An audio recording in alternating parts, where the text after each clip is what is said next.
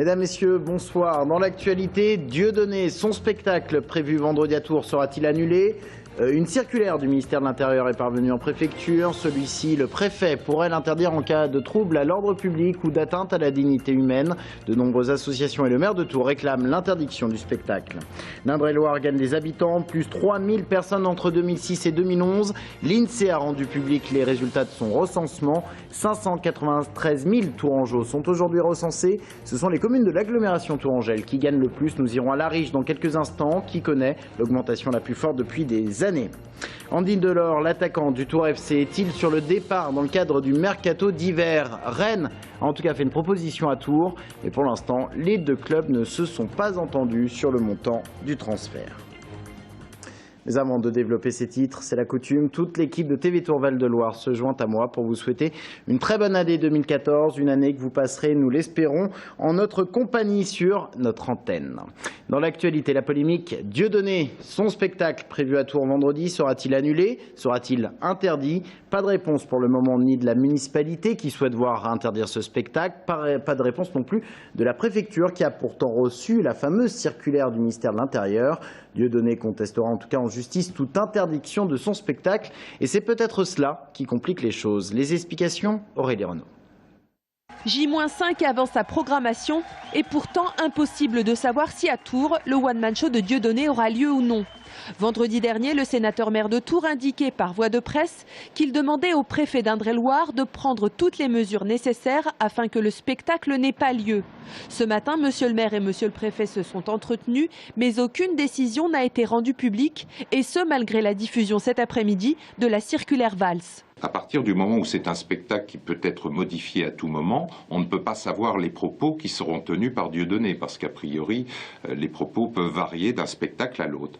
Donc il est évident que lorsque la décision sera prise, il y a tout de même un risque d'être annulé et pour Dieudonné de pouvoir se faire indemniser du préjudice commercial qu'il a subi.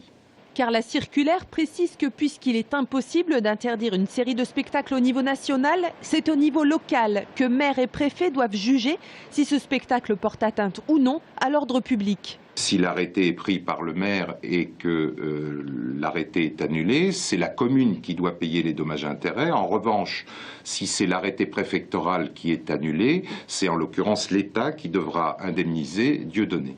Question, l'annulation du spectacle fera-t-elle suite à un arrêté préfectoral ou municipal? Autrement dit, qui du sénateur maire ou du préfet est prêt à assumer les éventuelles conséquences financières de sa décision? Et dans les réactions à la possible tenue ou interdiction du spectacle de Dieudonné, écoutez celle des représentants du Front National, du PS et de l'UMP-UDI au micro de Sabrina Mellout. Je n'en pense rien. Ce n'est pas mon domaine de compétence. Je suis un responsable politique. Je ne suis pas critique d'art ni organisateur de spectacles de masse. Vous me dites que Manuel Valls intervient. Pourquoi ce n'est pas le ministre de la Culture qui intervient dans ce domaine? Et quant à M. Valls, en termes de ministre de l'Intérieur, il ferait peut-être mieux de s'occuper du maintien de l'ordre en Corse ou dans les quartiers nord de Marseille, ou en termes de prévention et d'organisation des secours à La Réunion ou en Bretagne. Là, on n'est plus dans l'humour, il peut y avoir des humoristes de droite, je pense à Pierre Desproges qui est bien connu. Là, on n'est pas, on est dans une stratégie à la fois politique qui vise à banaliser certains propos qui encore une fois sont des délits pour les faire passer dans l'opinion. C'est tout l'enjeu aussi autour du geste de la quenelle. Je pense qu'il y a des jeunes qui par mimétisme, un peu par bêtise jouent à ça, ont l'impression de faire un peu un bras d'honneur, et pas du tout. Ils le font, mais ça sera interprété et ça sera utilisé à leur corps défendant parfois comme un signe, au contraire, d'antisémitisme. L'affaire de l'interdiction de la tournée, c'est une affaire assez délicate parce que on prétend le trouble à l'ordre public. Alors il est vrai que des déclarations et des propos intempestifs et antisémites sont inacceptables, bien entendu. Il faut prouver l'atteinte à l'ordre public, extérieur, général. C'est au préfet de le faire. C'est sans doute au cas par cas, ville par ville. C'est pas ce qui réglera le problème. Et le maire de Tours s'exprimera demain. Une conférence de presse est prévue. On devra en savoir un peu plus. Je vous rappelle que Jean Germain a demandé l'interdiction de cette représentation, tout comme nombre d'associations qui jugent ce spectacle antisémite. Le CRIF, le Conseil représentatif des institutions juives de France, appelle d'ailleurs à manifester dans les villes où doit se produire l'humoriste. Un spectacle qui se jouera vendredi à Tours, à guichet fermé. Romain Delville. Les portes du Vinci resteront-elles fermées vendredi soir pour le spectacle de Dieudonné? Après J'ai fait le con en 2008, Sandrine en 2009, Marmoud en 2010, Rendez-nous Jésus en 2011 et Foxtrot en 2012, l'humoriste controversé doit y présenter le mur à partir de 20h30. D'un côté les médias, le show business, les banques, toute la merde, et de l'autre côté les ronces, les orties, la liberté. Humour noir, humour cynique, toujours dans la provocation, l'ancien acolyte d'Elie Moon use d'un thème récurrent depuis les années 2000, les juifs. En néo-nazi belge, en tirailleur sénégalais qui demande des excuses à Hitler, Dieudonné Mbala a trouvé son fonds de commerce. À Tours événement, le loueur de la salle, les guichets sont fermés à 1900 places et l'on craint l'interdiction du spectacle à cause d'un vide juridique. L'organisateur de la tournée, Nuit d'artistes, ne souhaite pas faire de commentaires.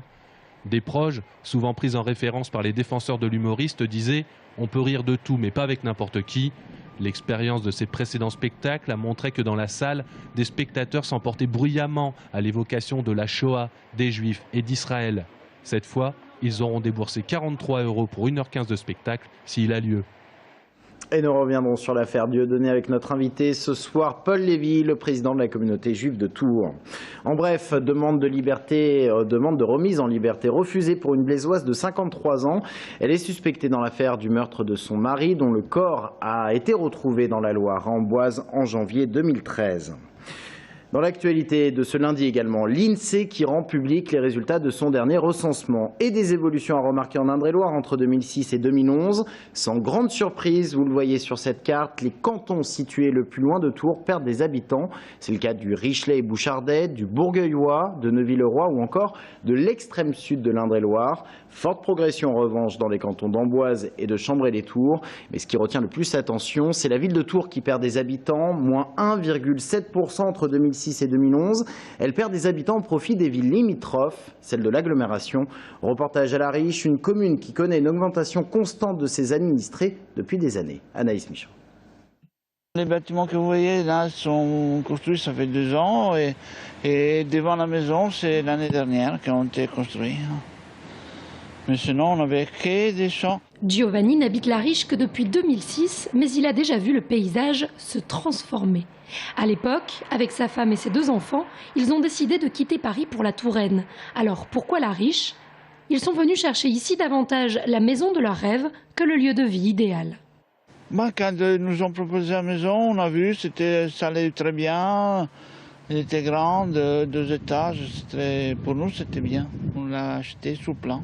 Aujourd'hui, ils sont pleinement satisfaits de leur environnement. La commune est en effet attractive, puisqu'entre 2006 et 2011, elle a enregistré une hausse de 5% de sa population. Une augmentation nettement supérieure à celle que connaissent les autres communes de la première couronne de l'agglomération tourangelle. Nous avons beaucoup d'opérations d'urbanisme nouvelles. C'était une ancienne commune maraîchère qui s'est urbanisée ces dernières années. Et donc ça fait un apport de population nouvelle importante. Étudiants et jeunes couples, voici le profil de ces nouveaux habitants. Mais dans le même temps, d'autres s'en vont, à la recherche souvent de maisons plus spacieuses. Résultat, entre 2006 et 2011, 40% de la population a changé. Mais de nouveaux programmes d'urbanisme sont en cours et pourraient drainer quelques 2000 personnes supplémentaires dans les 10 prochaines années.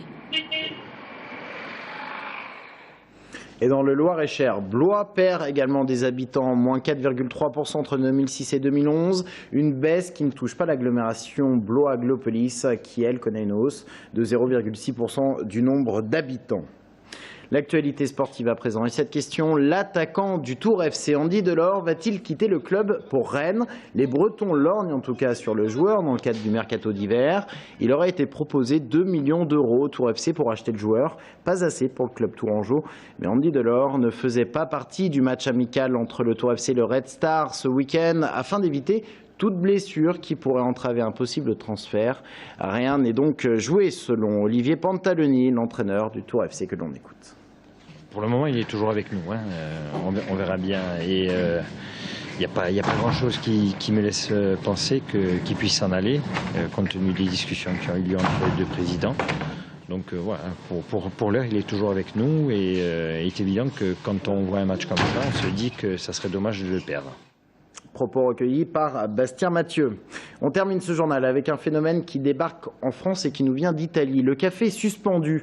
On parle également de café en attente. Le principe est simple. Vous n'avez pas peu de moyens. Difficile de vous faire plaisir. Donc même avec un café, eh bien la solution, c'est de vous le faire payer par un autre client. C'est en quelque sorte les Restos du Cœur pour les loisirs. Un café à Tours a adopté ce système. Voyez plutôt ce reportage signé Anaïs Michaud. Une boisson chaude l'hiver, une boisson fraîche l'été, mais surtout du partage, de la convivialité. C'est ça l'esprit du café en attente. Et c'est ce côté humain qui a convaincu Sylvain Petit-Prêtre. Je suis un endroit qui brasse pas mal de gens différents, de tous milieux. Et ça m'est arrivé de voir plusieurs fois des groupes de jeunes, par exemple, où ils ne prennent pas tous quelque chose, parce que je sais que certains n'ont pas forcément, on est tous passés par là, quoi, et n'ont pas forcément l'argent pour se prendre un café et tout ça, et donc j'ai trouvé l'idée intéressante. Ça me plairait aussi de pouvoir, si un jour je suis un peu dans le besoin, de pouvoir retrouver ce genre d'initiative. J'ai vu qu'il y avait des boulangeries qui faisaient ça maintenant aussi, le pain en attente, la baguette en attente. Je trouve que c'est une bonne idée. Après, oui, le café en lui-même, j'y gagne pas plus, mais c'est les gens qui gagnent, quoi. À l'origine, il a été contacté par des étudiantes de Tours. Elles ont écumé une vingtaine de cafés tourangeaux pour promouvoir le café suspendu, mais les cafetiers sont encore réticents. L'image du café, pour eux, d'accepter des personnes, parce que toutes les personnes sont visées, mais ils ont tous ce stéréotype-là des personnes qui viennent, qui n'ont pas forcément les moyens et qui vont détériorer leur image. Et du coup, c'est ça qu'on a un petit peu de mal à trouver des cafés partenaires à cause du coup de ces pensées-là. Finalement, le public visé est bien plus large que les seuls sans-abri et pour prospecter plus efficacement, les bénévoles doivent à présent prendre en compte ce paramètre. Des mères célibataires qui ont peu de revenus, ça peut être le petit papy de la maison de retraite d'à côté. Donc c'est ça qui va un peu aiguiller nos recherches. On va se dire, tiens, là, il y a une maison de retraite, peut-être qu'il y a des personnes qui sont en demande. Enfin, après, c'est peut-être aussi, faut voir un petit peu ce qu'il y a dans la périphérie des bars. Il y a les établissements eux-mêmes, puis après, ce qui est autour, qui peut nous influencer sur le ciblage des établissements. Que ce soit pour un café, un thé, un cappuccino ou encore un jus de fruits, l'ardoise peu à peu se remplit. Et si l'initiative solidaire est encore peu connue, gageons que par la force de l'exemple, le café en attente connaîtra un effet boule de neige. Fin de cette édition, merci de l'avoir suivi. Dans un instant, nous revenons sur la polémique autour du spectacle de Dieudonné avec Paul Lévy, le président de la communauté juive de Tours. Restez avec nous, c'est dans un instant.